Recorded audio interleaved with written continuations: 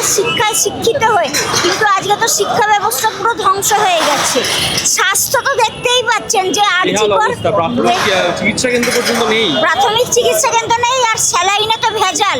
এইভাবে কি বেঁচে থাকা যায়? চারিদিকে মাঝে মধ্যে একটা কথা শোনা যাচ্ছে আপনি বামফ্রন্টের তরফ থেকে এবার প্রার্থী হতে পারেন, এটা কি সত্যি? না না, আমি ভোটে দাঁড়াবো না। এটা একদম ভুল ধারণা যে কেন্দ্রীয় সরকার কিছু করবে, মোদি কিছু করবে। কিচ্ছু করবে না। যেমন রাজ্য সরকার তেমন কেন্দ্রীয় সরকার, এবং দুজনে পুরো সেটিং করে চলছে। পর্বত ছেড়ে এখন একেবারে সমতলে এবং মানুষের মাঝখানে হঠাৎ এরকম পরিবর্তন, হঠাৎ এই ইচ্ছা? না, আমি তো প্রথম থেকেই সাথে আছি যারা মানুষের জন্য লড়াই করে, যারা সৎভাবে লড়াই করে। কথাবার্তা শুনলে, কাজকর্ম দেখলে তো বোঝাই যায় কারা সৎভাবে যুক্তি দিয়ে কথা বলছে। এবং আমি তো অভয়ার যে ঘটনা ঘটলো তারপর থেকে অভয়ার জন্য যে মিছিল শুরু হলো, তখন থেকেও তো আমি মিছিলে সবসময় বামপন্থীদের সাথে ছিলাম, অভয়া মঞ্চের সাথেও থেকেছি, এবং তার আগে থেকেও সবসময়। আর এটা তো মানুষের জন্য লড়াই, এটা মানুষকে বাঁচাতে গেলে তো আমাদের পথে থাকতেই হবে। যারা চোর চিটিংবাজি করছে, নানাভাবে মিথ্যে কথা বলে মানুষকে ভুল বোঝাচ্ছে, এই যে SIR এর নাটক করছে, হ্যাঁ, কিন্তু আসল কাজ তো হচ্ছে না। কেরালাতে তো SIR হয়নি, এখানে তো মুখ্যমন্ত্রী বললো যে SIR হবে না সেই বলে, কিন্তু ঠিক তো সেই SIR হলো সমস্ত। তারপরে কেন্দ্র আর রাজ্য দুজনেরই তো শিক্ষানীতিও তো একটা পুরো ঢপবাজি। দুজনেই একসাথে মানে সরকারি যে স্কুল সমস্ত ধ্বংস করে দিচ্ছে, কলেজ ধ্বংস করে দিচ্ছে, তারপর গবেষণাতে টাকা কমিয়ে দিচ্ছে। এবার যদি স্কুল, কলেজ, গবেষণা এইগুলোতে যদি না উন্নতি হয়, তাহলে এই যে চায়না আজকে কত গোপনে গবেষণা করছে, কিন্তু আমাদের দেশে তো কোনো গবেষণাই হচ্ছে না। এই যে গলগটিয়া ইউনিভার্সিটির একটা ধরা পড়লো, চায়না থেকে রোবট কুকুর কিনে এনে সেটাকে ভারতের তৈরি গলগটিয়া ইউনিভার্সিটি বিশ্বকে পুরো আমাদের দেশের অপমান করে দিচ্ছে সবার সামনে। হ্যাঁ, তো এইগুলো দেখো সমস্ত বৈদেশিক নীতিতে তো পুরোপুরি ফেলিওর। যেখানে আজকে ইরান সবসময় ভারতের পাশে দাঁড়িয়েছে, সেখানে আমেরিকা এবং ইসরায়েলের তাবেদারি করতে গিয়ে, এবং আমরা জানি এপস্টিন ফাইল যেটা ধরা পড়লো, সেখানে মোদি জড়িত আছে, কেন্দ্রীয় অনেক নেতা মন্ত্রী জড়িত আছে। সেইগুলো খালি ওখান থেকে ট্রাম্প ভয় দেখাচ্ছে যে ট্রাম্পের বিরুদ্ধে গেলেই ওগুলো ফাঁস করে দেবে। এইরকমভাবে ব্ল্যাকমেল করে করে তো পুরো আমাদের দেশটাকে ওদের কাছে বেছে দিচ্ছে। এবং আজকে মোদির জন্য, বিদেশ নীতির জন্য এমন পরিস্থিতি সৃষ্টি হয়েছে যে আমাদের দেশ প্রচণ্ড বিপদে, মানে কোনো আর প্রতিবেশী দেশেরও সাহায্য পাবে না। এবং আজকে তেলের ইয়েও রাশিয়া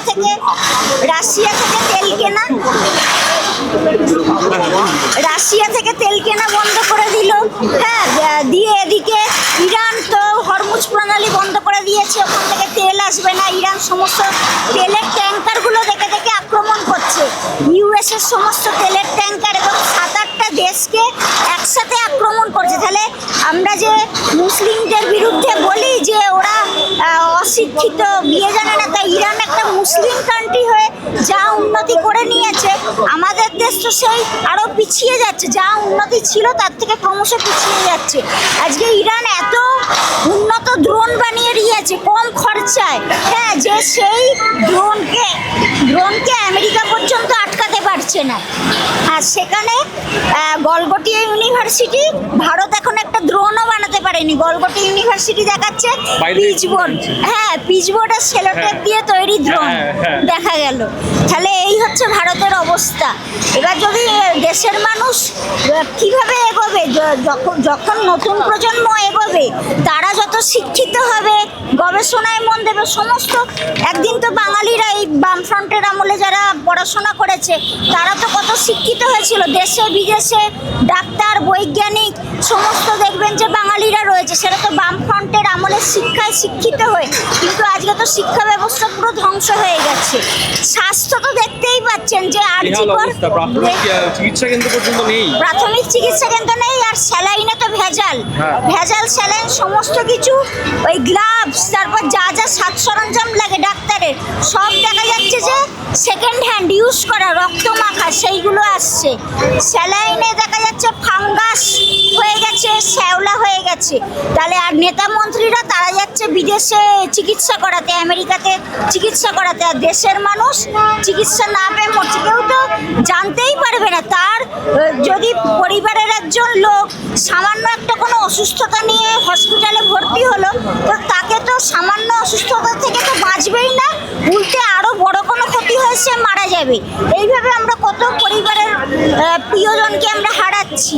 আর শিক্ষা ব্যবস্থা তো এই স্কুলের ভেতরে এই যে শিক্ষকদের যে দুর্নীতি হলো, 26,000 শিক্ষক যে এইভাবে ধর্নায় বসতে হচ্ছে, তাদের ওপর লাঠি পেটা হচ্ছে, এরকম তো জীবনে হয়নি। বামফ্রন্টই তো সমস্ত এই সরকারি যে চাকরি দেওয়া, শিক্ষকদের মাইনে বাড়ানো, এগুলো তো সব বামফ্রন্টই করেছিল।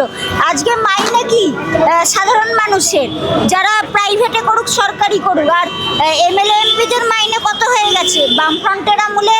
এমএলএ এমপিদের মাইনে লাগে না, না, হ্যাঁ ওদের তো মিড ডে মিলের টাকা আছে, যেগুলো মিড ডে মিলের বাচ্চারা পায় না। হ্যাঁ। অন্যদিকে বালি আছে, কয়লা আছে, এত কিছু আছে, ওদের আর সেগুলো তো মাইনে লাগে আছে। না। মাইনেটা তো মানে ওটাও ঢুকছে, তার সাথে তো চুরি। হ্যাঁ। হ্যাঁ, চুরি করে করে সবই পকেটে শিক্ষামন্ত্রীর বাড়িতে ঢুকছে। 700 কোটি টাকা পাওয়া যায়। হ্যাঁ, খাটের তলায় বাথরুমের তলায়, ভেতর থেকে টাকার বান্ডিল ভান্ডার বেরোচ্ছে।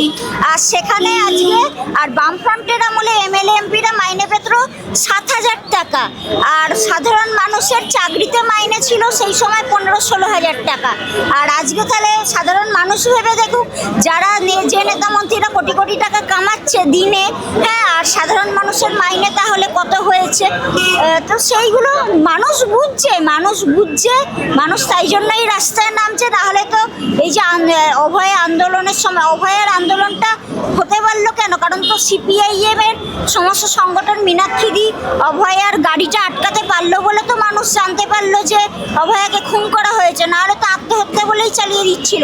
অভয়ের বাবা মা পর্যন্ত তো কোনোদিন জানতে পারতো না যে সত্যি করে কি ঘটেছিল, আত্মহত্যা বলে বিশ্বাস করে নিত যদি না সিপিআইএম গাড়িটা আটকাতো। কিন্তু কিভাবে সমস্ত প্রমাণ লোপাট করে দেয়া হলো। হ্যাঁ, পুলিশ দিয়ে অভয়ের বাবা মাকে একটা ঘরে আটকে রাখা হয়েছিল যাতে মেয়ের দেহটা আটকাতে না পারে। ওরা পুলিশ গিয়ে অভয়ার দেহ নিয়ে গিয়ে পুড়িয়ে দিল। তো সেইগুলো এবং সারা রাজ্যে দেশে সমস্ত মেয়েদের বাবা মায়েরা মানে দুশ্চিন্তায় আছে, ভয়েতে আছে। এইভাবে কি বেঁচে থাকা যায় যে মেয়ে পড়তে বেরোচ্ছে, বাড়ির বাইরে বেরোচ্ছে বা ওষুধ কিনতে বেরোচ্ছে, মেয়ের সাথে যদি কিছু ঘটে যায়, তো এইভাবে কি কোনো মেয়ের বাবা মা বেঁচে থাকতে পারে? আর অভয়ার বাবা মাও তো বাঁচবে না। ওনার মেয়ের সাথে যেরকম হয়ে গেল সেই কষ্ট নিয়ে তো ওনার বাবা মাও বেশি দিন বাঁচবে না। তাহলে কিভাবে মানে রাজ্যের মানুষ, দেশের মানুষকে মৃত্যুর মুখে ঠেলে দেওয়া হচ্ছে, এগুলো তো মানুষকে বুঝতে হবে। সব শিক্ষা, স্বাস্থ্য, কর্মসংস্থান, বিদেশ নীতি, এখন যা পরিস্থিতি, রাস্তাঘাট কোনো কিছু নেই। আমি বেশিক্ষণ আপনাকে দাঁড় করাবো না। আমার শেষ প্রশ্ন, চারিদিকে মাঝে মধ্যে একটা কথা শোনা যাচ্ছে আপনি বামফ্রন্টের তরফ থেকে এবার প্রার্থী হতে পারেন, এটা কি সত্যি? না, আমি ভোটে দাঁড়াবো না, কিন্তু মানুষের জন্য আমি সবসময় লড়াইতে আছি। আর আমার তো নিজের ব্যক্তিগত ইয়ে থেকেই দেখেছি। আমি যে পর্বতারোহণের এই যে 6টা উচ্চতম শৃঙ্গ আরোহণ করেছি, সারা পৃথিবীর মানুষ যে আমাকে চেনে, সেটা তো বামফ্রন্ট, সিপিআইএম এর বিভিন্ন যে সংগঠন আছে, মহিলা সংগঠন, ছাত্র, যুব, হ্যাঁ, সমস্ত তারা ক্রাউড ফান্ডিং করে এবং নিজেরা আর্থিক সাহায্য দিয়ে করেছে বলে আমি, হ্যাঁ, তার জন্য আমি এই অ্যাচিভমেন্ট করতে পেরেছি। অনেকে বলে না যে বামফ্রন্ট তো ক্ষমতায় নেই, বামফ্রন্টার কোনো আসন নেই, বামফ্রন্টার কি সাহায্য করতে পারবে? কিন্তু বামফ্রন্ট ক্ষমতায় না থেকে বামফ্রন্টই করেছে। আর যারা ক্ষমতায় আছে, তৃণমূল, বিজেপি, একটা পয়সা তো দেয়নি, উল্টে বাধা দিচ্ছে যাতে না আমি আরোহণ করতে পারি। কারণ আমি ওদের সাহায্য ছাড়া আরোহণ করে নিলে ওদের মুখটা তো পুড়ে যাচ্ছে, লজ্জা ঢাকার জায়গা পাচ্ছে না। এবং আমাকে করেওছে বিভিন্ন জায়গায় ইনভাইট করে স্টেজে প্রথম বুঝতাম না, নেতা মন্ত্রী আমার সাথে ছবি তুলে নিয়ে নিজেদের প্রচার করে নিয়েছে। তারপর দেখছি আমার পাওনা টাকা, সরকারি নিয়ম অনুযায়ী পাওনা টাকা, সেগুলোও দেয় না। মানবিকতার খাতিরে দেওয়া তো অনেক ভিড়।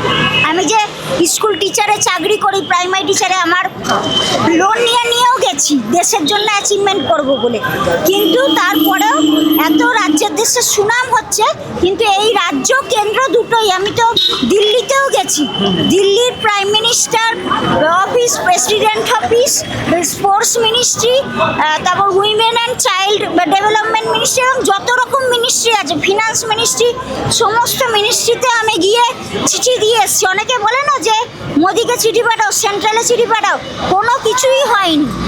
কোনো আর্থিক সহায়তা কিছু নেই। আর্থিক সহায়তা মানবিক দিক থেকে তো ছেড়ে দিন, নিয়ম কানুন অনুযায়ী যেটা প্রাপ্য সেটাও দিচ্ছে না। এটা একদম মানুষের মধ্যে, ওই জন্য মানুষকে আরো আমি এটা ছড়িয়ে দিতে চাই যে এটা একদম ভুল ধারণা যে কেন্দ্রীয় সরকার কিছু করবে, মোদি কিছু করবে, কিচ্ছু করবে না। যেমন রাজ্য সরকার তেমন কেন্দ্রীয় সরকার, এবং দুজনে পুরো সেটিং করে চলছে। নাহলে তো আজকে এই তৃণমূলের নেতা মন্ত্রীগুলো কি জেলের বাইরে থাকতো? এতদিনে তো জেলে ঢুকে যেত। জেলে ঢোকেনি কারণ দুজনের মধ্যে এই তোলাবাজি কাটমানির ভাগ বাঁটোয়ারা হয়, তাই জন্যই এখনো সবাই জেলের বাইরে।